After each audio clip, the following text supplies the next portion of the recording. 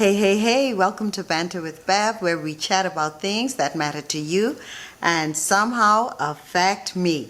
And tonight, I'm talking about things that affect us because tonight is a very special edition and it is a Valentine's Day love edition. And I have two very special people here with me.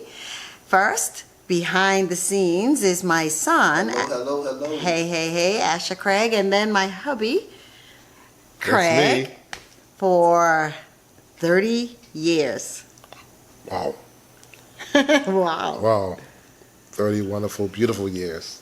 Okay, let's see how beautiful. My son will be asking us questions, so we'll see how beautiful those years have been. Okay. Stay with us. Okay, let's get started. So I'm going to ask you all a little bit of questions, and you'll have to answer truthfully. Okay, now we have not seen these questions, so we don't know what's coming our way, right, hon? No, we don't. Okay. The first question is, tell me the story of how y'all met. Who do you want to go first? You better give your version first, and I'll give my version. How about Okay, that? okay, cool. So, how did we meet?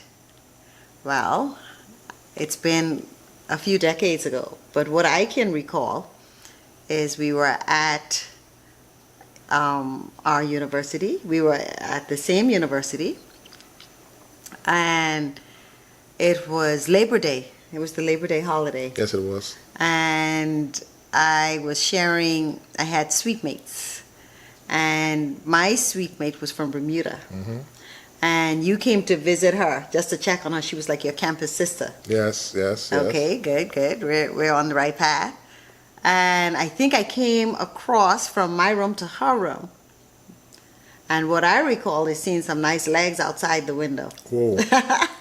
I remember seeing some nice legs outside the window, but I didn't say anything. I think, waved at you or whatever. And that's all I remember.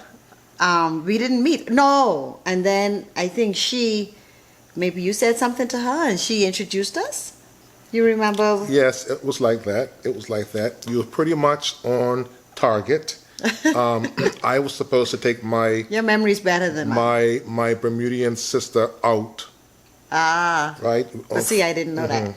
We were supposed to go out Saturday night, and she wasn't able to attend. Then she started talking about one of her suite mates, Beverly. And she'll say, well, she may be available. Maybe you can take her out. And that's how it started. But how come? I think I remember. See, I know I looked through the window and I saw these nice legs. So maybe y'all were talking about how she couldn't go then when I saw you. Yes, probably so. Okay, cool. All right, and so, okay. And how did she set up the date or did you set up the date? She initiated it. She initiated it. And then when I saw your beautiful face to the window, right, and you seeing my pretty, gorgeous legs. Okay. Let's keep this PG. Keep it PG. I asked her to go out with me that same night, I believe. Yes. Okay. And she consented. Okay. I mean, who won't, you know? Okay, So, yeah, and she was beautiful, and I may have seen her on campus once, and it's interesting. It was almost like I saw you for the first time, and I was excited to be taking you out. So, and that's where we initially met. Okay. I think we're on the same page. That's nice. So basically, y'all met through a friend. Exactly, a mutual friend. Okay, cool. You don't want to know about the date? We'll say that for later. Okay, no problem. Okay. What were your main methods of communication back then? Wow, 30 plus years ago, telephone, and no cell phone. Telephone. So you never used to write letters or nothing like that? No. Absolutely not. Telephones. Well, During the summer, During the on the breaks. because we we're wrote. go on on the breaks because we're from two different parts of the world, two different countries, so we had to write letters. We didn't even have emails and stuff. Hey, hon, no, we had to mail those letters. No, we didn't. Yeah. So it was mostly face to face. Face to face, and because we were attending the same university, so yeah. But y'all was in two different countries, right? Y'all were from Bahamas and Bermuda, right? During the summer, we were from two different countries. Yes, Bahamas. No, we were always and- from two different countries. yes. But during the summer, we went to our different countries. Cool. So, and making long distance calls were very expensive, so we did write during the summer. Yes. All right. So, since there's a lot of face to face, I'm guessing, y'all lived in different countries, so y'all had to go visit each other. So, what did your families think of your new boyfriend or girlfriend? Ha. Now this is who's gonna go first. Always ladies first. Okay, well. So, now this is very interesting because when I met his family for the first time, well, they felt, I don't want to brag, but I think they did fall in love with me the first time. Did they, hon? Yeah, you did brag this now. But yes, they did. Who won't? No. Who won't fall in love with such a beautiful and impressionable person? And the same thing, my family fell in love with him right away. They all fell in love. Now I can give you a funny story. When I first met his family, your dad had just recently, I think, come out of another relationship, and so when his mom saw me, his mom called me the other girl's name, and she was so embarrassed. She was like, "Oh, I'm so sorry, but I was like, no worries, totally get it." Thanks for sharing. That should be a cut. What about you, Daddy? The first time I was able to meet Bev's father and sister, I took a flight to the Bahamas. I believe it was during the summer. My roommate was from the Bahamas, and so it was just perfect. I stayed with my roommate, and I had the opportunity to spend time with her family. And of course, I probably had to win her grandmother's affection before her father, because Bev's mother had passed at a young age, and her grandmother, she had she was studying me to make sure that this young man was a Christian young man. Absolutely. Once I won grandmother's affection, father was easy. So that's nice. So the next question is, you flew out to her, mommy flew out to you. So obviously, you would be getting a little bit serious, if you catch a whole flight to go visit the person. True. So, besides the flights and, going to visit each other, how did you know things were getting serious? Besides all the traveling back and forth.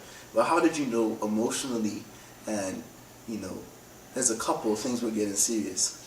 Hon, I think you should go with that one. I think so too. And You take it. I'm just going to be honest, and it's not an understatement. I knew I was going to marry this woman the minute I saw her at the window. When I first met her. That's a bold statement. It was bold. It was very I bold. prophesied it to her on numerous occasions. To her surprise, she was like, wait a minute. I think he may have a problem.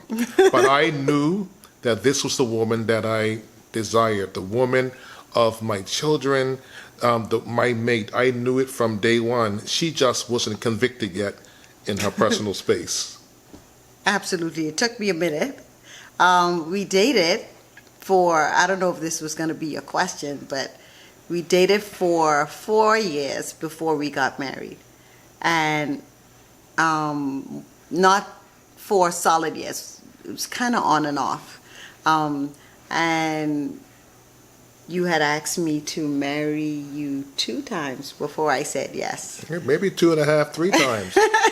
And my son. I think it was the 3rd time. Yeah. In university.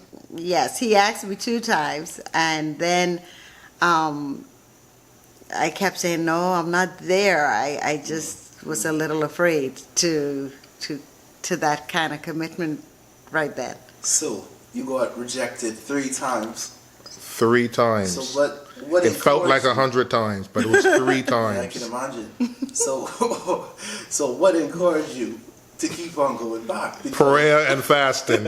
Lord, please make it work. Literally. And to be honest with you, son, I'm seeing times when I was laying back in my bed, supposed to be studying for exam next day, and I talked to your mother on the telephone for 2-3 hours. Felt like 15 minutes. The next thing was 4 o'clock in the morning, and I was just head over heels, just lost in this beautiful young lady next to me. And so I always knew that she was the woman for me. And so I was just lost in love in university. Sound like a true lover boy. Almost failing my classes, but I made it. I made it. Praise the Lord. Nice. Okay. So,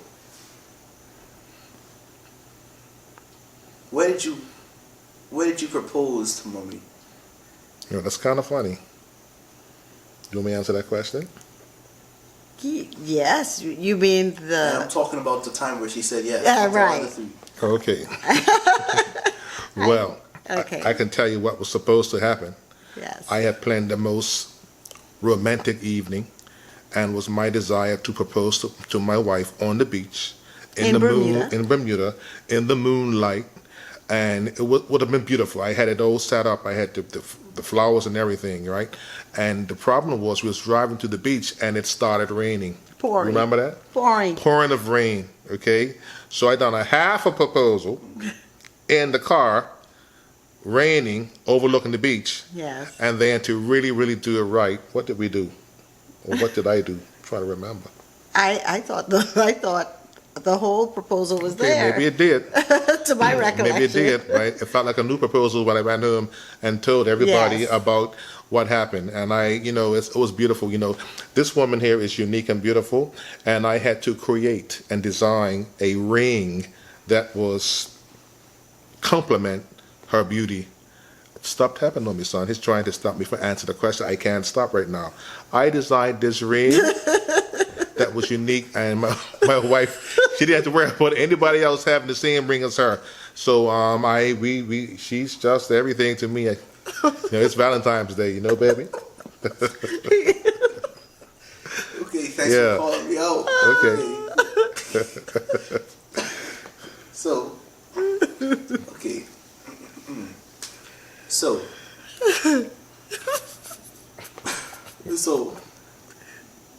Let me see who's the talker in there. It's cold. We can edit this out. No, we're not going to edit it. We are not going to edit this out. You know why? Because it's called Bantering with Bev, right? So we're having fun today. Alright, cool. Okay, so let's hear a little bit from your side, mommy. Yes. So obviously when Daddy was proposing to you and proposing to you, Yes. what was holding you back from saying yes? Good question. That's a good one. Good question. I really can't say. Well, one of the things I was a little afraid of, I guess.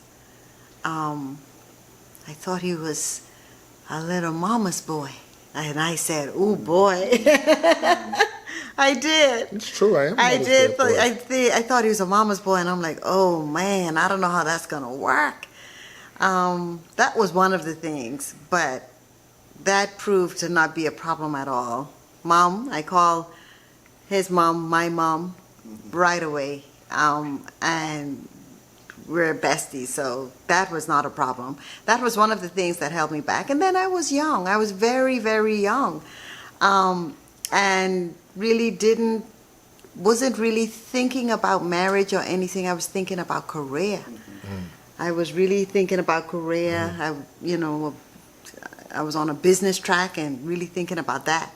So all those things had me just a little hesitant, but because he was just so handsome and sweet, he broke me down. With nice legs. With nice legs. He broke me down eventually. Okay. So obviously y'all are married now. Okay. Well, we have you. You said yeah. You said yeah. So, in those first beginning stages of marriage, what was your traditions from your family or culture that you bring over into your marriage? Because you're all from two different, cultures. How did y'all bring that into your marriage? Okay, I'll start. Yes. Okay. Traditions from family and culture. Well, from family traditions, we're both people of faith, we're both Christians, and my family always had Friday night worship. Always had Friday night worship, and that's one tradition that we started very early, very, very early at the setting of sun. On Friday, we would bring in the Sabbath, and that is one tradition. Another tradition that we brought in, that we kept, is a cultural tradition is something we do here in the Bahamas in the Christmas Junkanoo. We would go and attend Junkanoo. That's a real cultural, musical, and art festival. And so that's something we kind of honored as well. Okay, hold on. Is the SD card in here? You put it in there? Yeah. Okay, go on. We'll edit that out. 1, 2. Look at the camera. 1, 2. Look at the camera. 1, 2, 3. Go, Daddy. Well, for me, I think we shared the tradition of centered around church, Sabbaths and having big meals, family. Also, our value systems, which are not necessarily from a tradition, but our value systems were the same pretty much, and what we believed in. So that was very helpful at the beginning stages of the marriage. What was the other part of the question? You said family and cultural. Yeah. So food, we always shared our different foods, like in the Bahamas, guava duff and macaroni and cheese. We brought that in the house, as well as in Bermuda, farine pie, and what are some of the other food traditions?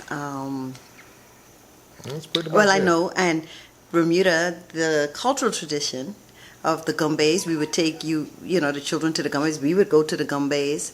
So yeah, there's some of the traditions we shared. Nice. So let's get out of the happy zone and enter enter into the serious zone. So what has been the most challenging time during your relationship? Who's gonna go first? Who you want to go first, Daddy or Mommy? Let's go, Daddy. I don't know if I could be honest on this question, Honesty's the best but I guess I policy. can be honest. Well, if we ain't gonna be Let's see. honest, let's not do it. Okay, that's true. So let's expose and reveal. But I would say, excuse me, son. Repeat the question again. So I said, what has been the most challenging time during your relationship? This could be in the beginning, in the middle, any time. I think coming off a wonderful honeymoon in bliss, and those of us, when we see newlyweds, we say, "Oh, they got the glow," and maybe 2 months in, or actually right off the honeymoon, and we are actually living together as a couple for the first time, we start seeing maybe some habits that we're not used to, or maybe some challenges in regards to, because we're used to living alone, independently. Now we got to come together and share space. That could be challenging. Yeah, that is definitely something that was challenging. There have been quite a few challenging spots. I remember one where with the firstborn, Angelica, that was a really tough. Our firstborn was 4 months early, and she was only a pound, and she was in the hospital for 4.5 months in the intensive care. That was very challenging for us because we were both in school. We were both in school. Well, I was finishing up, and you were just finishing up. And so that was tough. Then we've had some other tough times since then, just like you said, early on, for sure. I remember early on where I was like, "Oh my goodness, what did I get to?" Yeah, Because who was this that I who's married? this that I You know? married? Because we didn't do any of the living together or anything, Right. so it was like a serious shock. Exactly. And we are on two different ends of the spectrum. Yes. I am a recovering perfectionist. Now you being honest now. I'm glad. I am a Can I share recovering. something with that in that regard? Just was yes. Okay. I'm a recovering perfectionist, and he is completely a free spirit. So those two worlds coming together under one roof with no knowledge of that. I mean, we had some idea, but bringing that under one roof, whoo, that was